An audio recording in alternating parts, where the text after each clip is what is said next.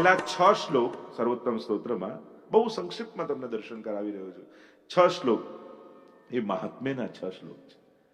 6 શ્લોક એટલા માટે કારણ કે ભગવાન છે ઐશ્વર્ય, વીર્ય, યશસ્વી, જ્ઞાન ને વૈરાગ્ય, આ 6 ગુણ, આ 6 ભગ જેનામાં હોય એને ભગવાન કહેવાય. તો એક એક શ્લોકમાં પહેલામાં ઐશ્વર્ય, પછી વીર્ય, યશ, શ્રી, જ્ઞાન ને વૈરાગ્ય, આ 6 ગુણ પહેલા 6 શ્લોકોમાં બતાવ્યા મહાત્મ્ય રૂપે. પ્રાકૃત ધર્માનાશ્રયમ પ્રાકૃત નિખિલ ધર્મ રૂપમિતિ નિગમ પ્રતિપાદ્યમ યત્તત શુદ્ધમ સાકૃતિ સ્તૌમી. ત્યાંથી શરૂ થાય કે આ કોઈ પ્રાકૃત વ્યક્તિની વાત નથી. પ્રાકૃત ધર્મોનો લેશ માત્ર પણ આશ્રય. પ્રાકૃત કોને કહેવાય? જન્મવું, વધવું, બીમાર પડવું, મૃત્યુ પામવું, આ બધા પ્રાકૃતતા છે. ઉત્પત્તિથી નાશ સુધીની એ યાત્રા છે ને પ્રાકૃત છે. પ્રાકૃત વસ્તુઓ નાશવંત હોય છે, પરિવર્તનશીલ હોય છે, અને અલૌકિક તત્વો શાશ્વત હોય છે, ત્રિકાલા બાધિત હોય છે. કારણ કે પંચ તત્વોની બનેલી નથી હોતી, એટલા માટે એમનો નાશ કે રૂપાંતરણ પણ નથી થતું. બાકી બધી પંચમહાભૂતની, પંચમહાભૂત હશે એ લય થઈ જશે, વિલીન થઈ જશે પંચમહાભૂતમાં. પણ જે ભગવાનના આનંદાંશનું સર્જન હશે, ભગવાનમાંથી એ રસો વૈ સહ એમાંથી જે પ્રાગટ્ય થયું હશે એ અલૌકિક હશે, એ શાશ્વત હશે. અને એટલા માટે ઠાકોરજી, યમુનાજી, વલ્લભ, સ્વામીજી, વ્રજ પરિકર એને કાળમાં બંધાતા નથી. આજે પણ એમની લીલા અવિરત અને અખંડ છે, કારણ કે અલૌકિક છે. તો પ્રાકૃત ધર્મોનો આશ્રય નથી, અલૌકિક છે.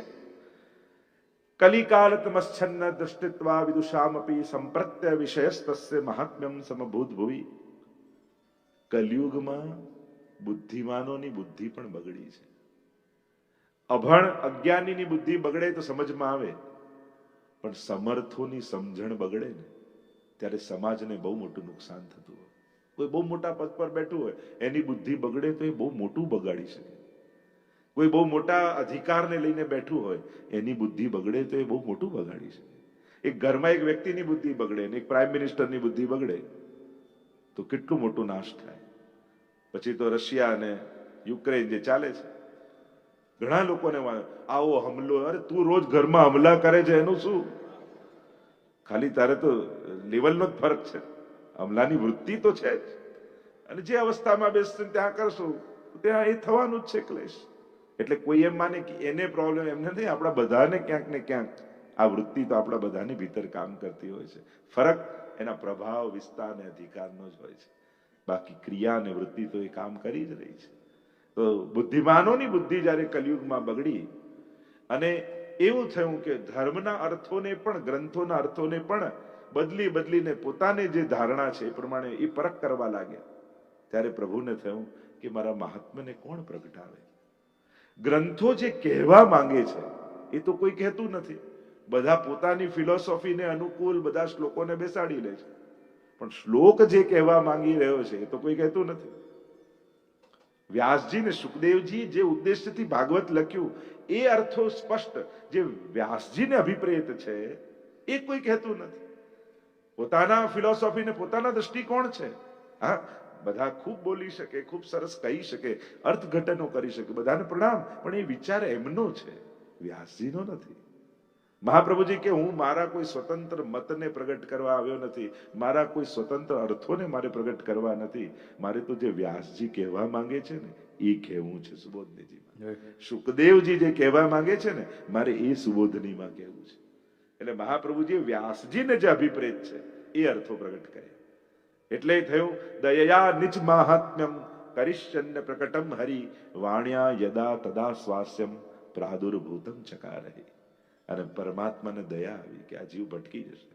એટલે હવે મારા મહાત્માને કોણ ગાય? જ્યારે કોઈ સમર્થ ન દેખાયું તો પ્રભુએ પોતે નક્કી કર્યું, લાવ હું જ પોતે આચાર્ય રૂપે જઈ અને મારા શાસ્ત્રોના અર્થોને પ્રગટ કરું.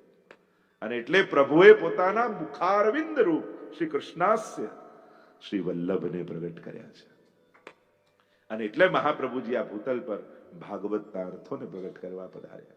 તેમ ચર્ચાઓ અત્યારેનો વિસ્તાર નથી કરતો, પણ આનું ફળ શું છે સર્વોત્તમ સ્તોત્રોનું, એનાથી એની સર્વોત્તમતા સિદ્ધ થશે. કૃષ્ણા ધરામૃતા સ્વાદ સિદ્ધિરત્ર ન સંશય. વિનિયોગો ભક્તિ યોગ પ્રતિબંધ વિનાશ. આનો વિનિયોગ ક્યાં? ભક્તિમાં આવતા પ્રતિબંધના નાશ માટે. અને ફળ શું?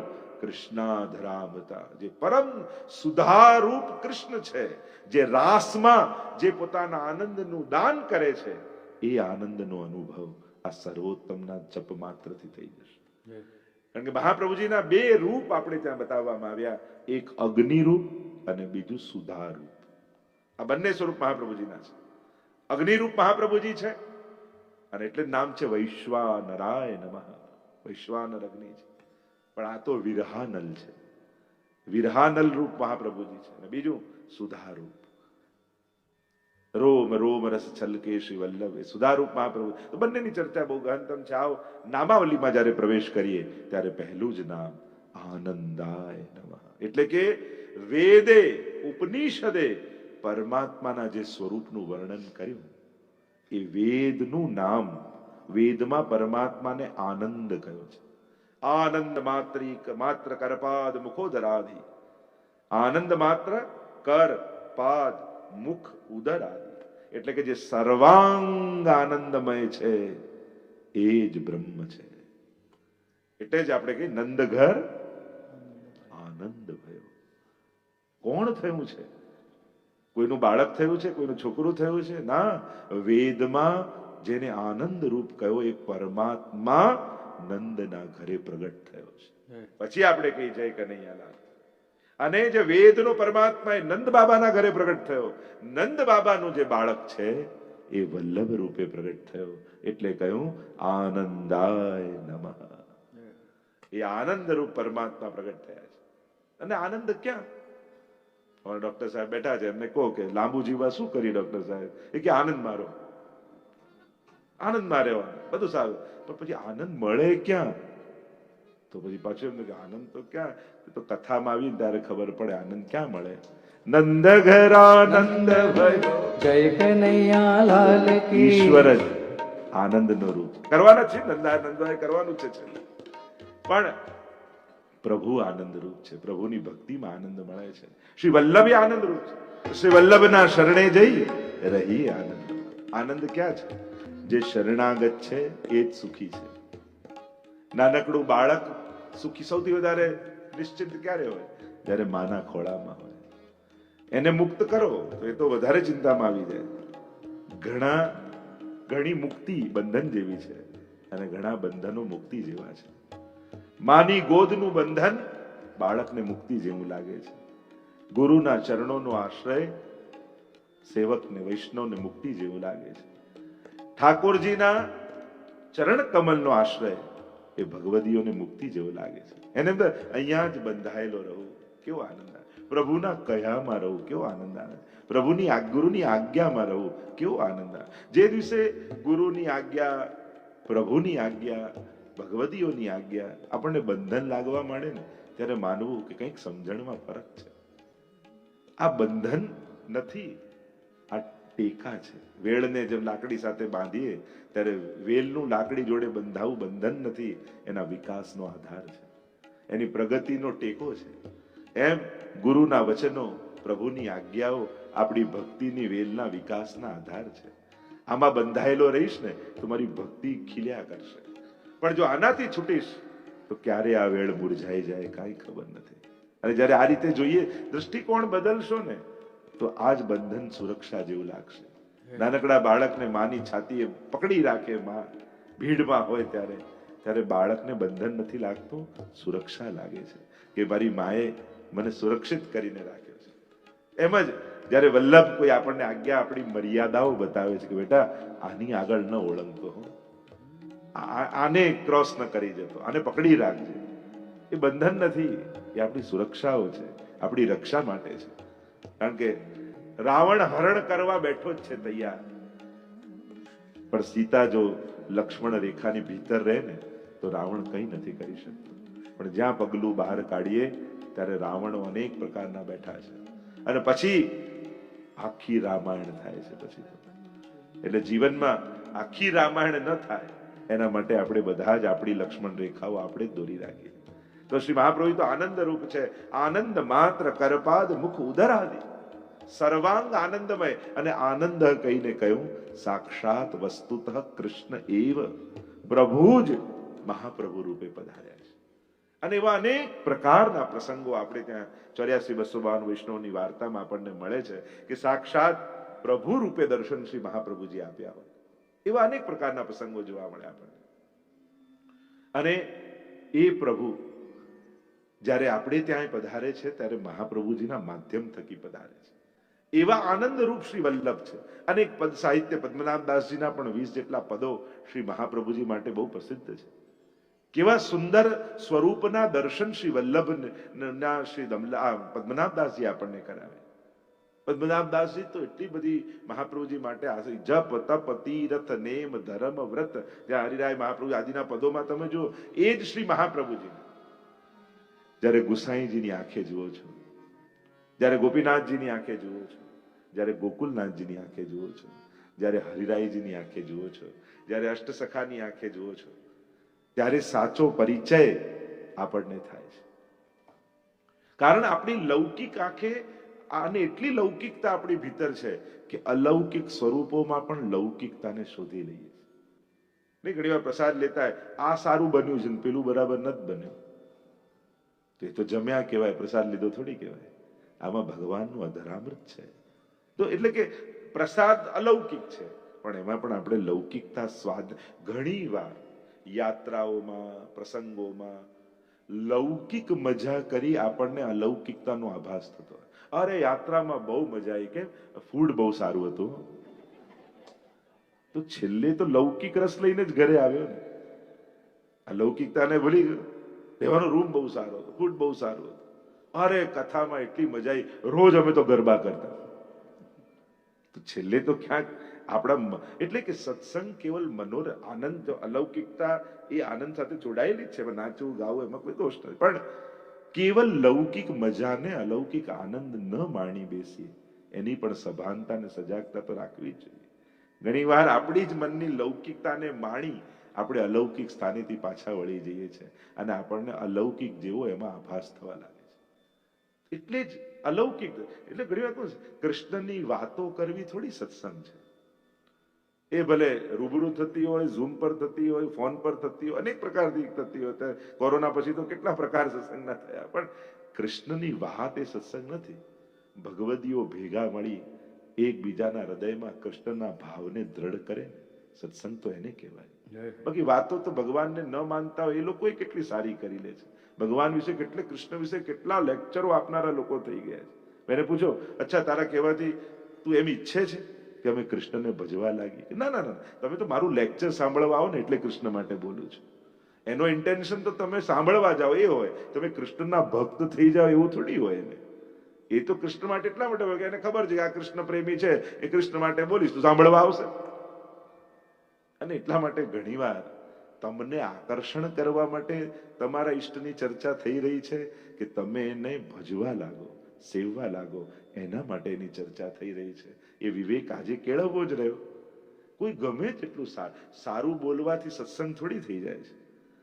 સત્સંગમાં તો શબ્દો માધ્યમ હોય છે. વક્તા પોતાના ભાવને શબ્દોના કટોરામાં ભરી અને શ્રોતાના હૃદય સુધી પહોંચાડતો હોય છે. તો શબ્દો જ્યાં માધ્યમ હોય અને ભાવનું આદાન પ્રદાન હોય એને સત્સંગ કહેવાય. અને જ્યારે આવો સત્સંગ બન મળે એ ક્યારે નિષ્ફળ નથી જતો હોતો. કારણ એ કાન સુધી મર્યાદિત નથી હોતો, એ બુદ્ધિ સુધી મર્યાદિત નથી હોતો.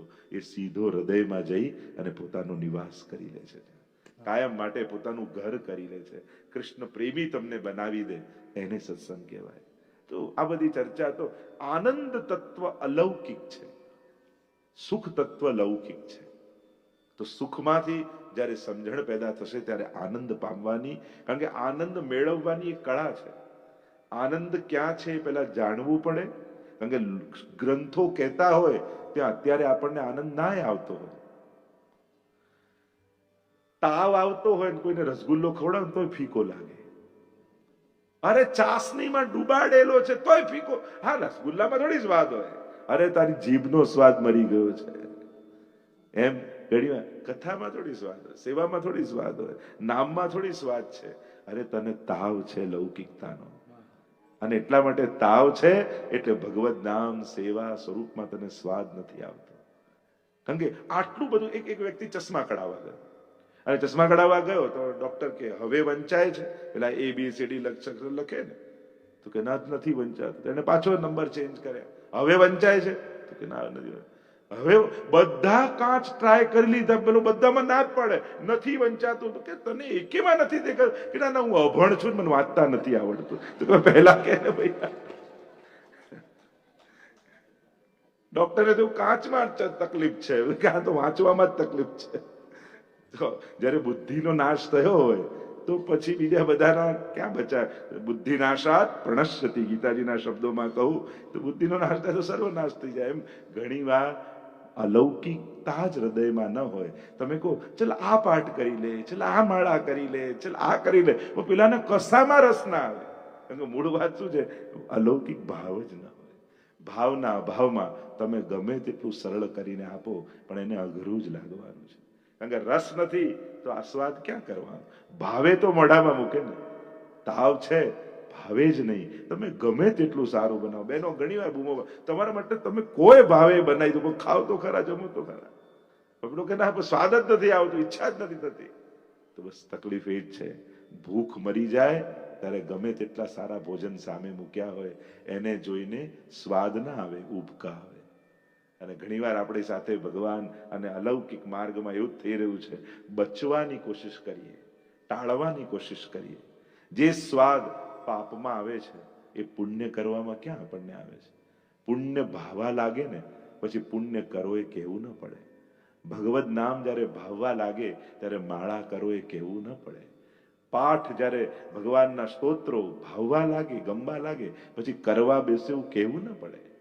એ તો ગોતતી હોય આંખો, સમજણ ગોતતી હોય કે તક મળે અને માળા લઈને બેસી જાઉં, તક મળે અને પાઠ કરવા. એ તો પછી જપવા માટે એને સ્વાદ લાગી જાય, એ તો અવસરો શોધતો હોય કે ક્યારે મને સેવાની મોકો મળે, અવસર. અને એટલા માટે તમારી અંદર રહેલા ગુણોનો આનંદ તમે નહીં માણો ને તો એ ગુણો બહુ ટકશે નહીં. જેમ કોઈ ગમે તેવું તમારી સામે બોલ્યું પણ તમને એમ છે કે મહાપ્રભુજીએ કહ્યું છે કે ધૈર્ય રાખવું, તમે મૌન રહ્યા અને ઘરે આવ્યા તો તમને અફસોસ થાય કે આનંદ થાય? તમને ત્યાં આટલું આટલું બોલી ગયો, બે સંભળાઈ જ દેવા જેવી હતી. એવો અફસોસ થાય કે આજે મેં મહાપ્રભુજીના સિદ્ધાંતને મારા જીવનમાં ચરિતાર્થ કર્યો. એ વાતનો આનંદ થાય તમને. એ ધૈર્યના ગુણનો આનંદ માણો કે એને કહી ન શક્યા એનો અફસોસ તમને થાય. જો અફસોસ થશે તો ક્યારે ધૈર્યનો ગુણ રહેશે નહીં. અને આનંદ થશે તો તમને એમ થાય કે આ તો કરવા જેવું છે. પેલું આટલું બોલ્યો છતાંય મારું મન વિચલિત ન થયું, તો તું આ દુનિયાની નિંદાથી હું આ મંત્રથી બચી શકું છું. કે થોડું થોડું કંઈ કહે ને મારું મન વિચલિત થઈ જતું હતું, પણ મહાપ્રભુજીનો આ મહામંત્ર મળ્યો કે ત્રિદુઃખ સહન, બધા દુઃખો સહન કરી લેવા. લડીને શું ફાયદો છે? અને જયારે સહન કરીને આટલું સુખ મળતું હોય તો લડીને દુઃખ કોણ ઉભા કરે? આ જયારે સમજણ પેદા થાય ત્યારે એનો આનંદ, અરે આપણા ગુણોનો આનંદ આપણે માણીએ ને પછી કોઈ ઉપદેશ આપવાની જરૂર. કારણ કે તમને એમાં મજા આવવા લાગી છે. તકલીફ શું છે? આપણને પુણ્ય અને ગુણોમાં મજા નથી આવતી. અને મજા નથી આવતી એટલે આપણે એને બહુ વાર સુધી પકડી નથી શકતા. જે વસ્તુ, જે રમત, જે વસ્તુ તમને ગમતી ન હોય તમે છોડી દો. એમ જ પુણ્યો ને સદગુણો તમને ગમશે નહીં, તમે એનો આનંદ નહીં માણો તો બહુ વાર સુધી પકડી નહીં રાખી શકો, તમે એને છોડી દેશો. પણ તમને એની ખુશી થવા લાગશે ને તો તમે એને ક્યારે ત્યાગ નહીં કરો. આ કોઈ લઈ ના જાય મારી પાસે. આ તો મંત્ર છે. સંજોગો બદલવા આપણા હાથમાં નથી, સમજણ બદલવી ચોક્કસ આપણા હાથમાં છે.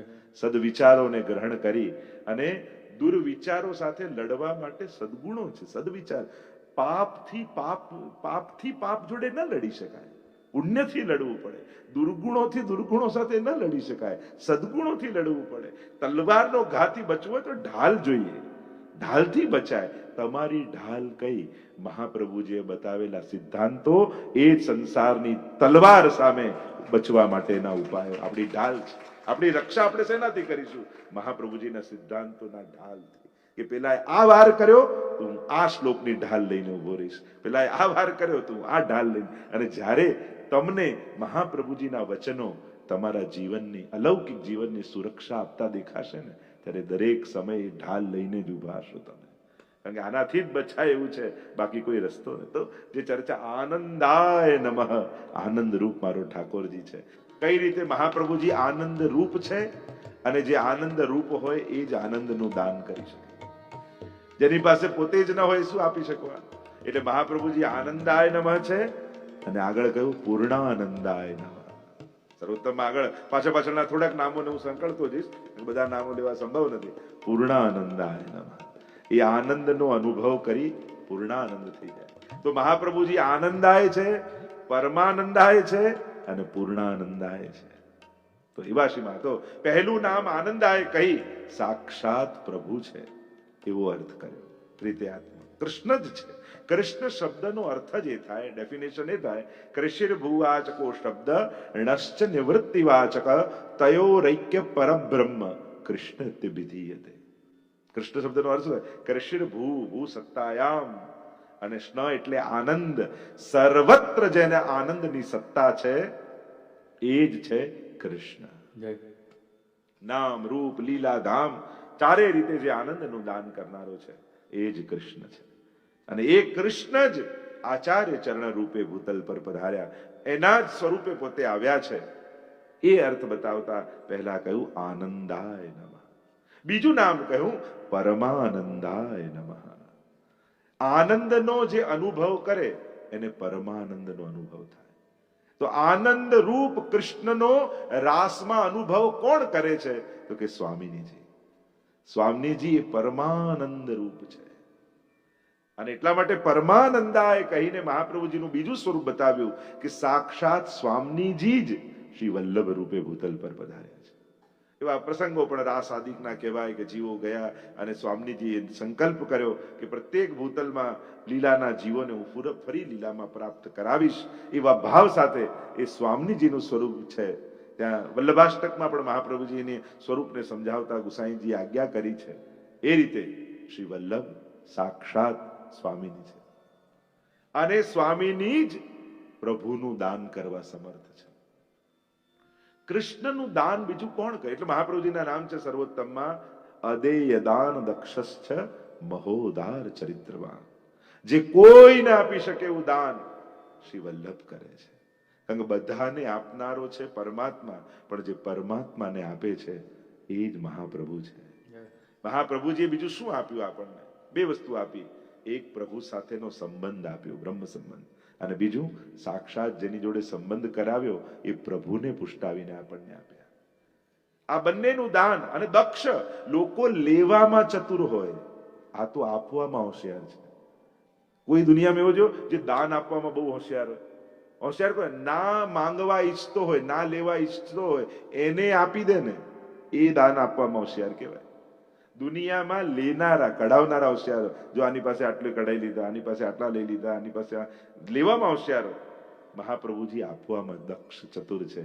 કેમ કે ભલે ગમે તેવો સંસારમાં રચો પચ્યો છે, પ્રભુમાં હજી એને ભાવ પણ નથી જાગ્યો, પણ મહાપ્રભુજી એવી કૃપા કરે છે અને એના જીવનમાં એવો રસ્તો શોધી લે છે કે કેમે કરી મહાપ્રભુજી એ જીવને ભગવત સેવા કરતો કરી દે છે. અને પ્રભુમાં એની આસક્તિ, જે જીવ જાતિ હોય કોઈ રે તેને તત્ક્ષણ સર્વે સુખ હોય રે, જેને શ્રી વિઠ્ઠલનાથ વિચારે રે તેને પ્રગટ પદાર્થ ચારે. વલ્લભાખ્યાનમાં કહ્યું કે મહાપ્રભુજીને ગુસાઈ જે જીવ જાતિ ગમે તેવો, કોઈ જાતિમાં જન્મ્યો, કોઈ જીવ ગમે તેવો હોય, પણ દૈવી છે તો મહાપ્રભુજી એનો પ્રભુ સાથે સંબંધ કરાવે છે.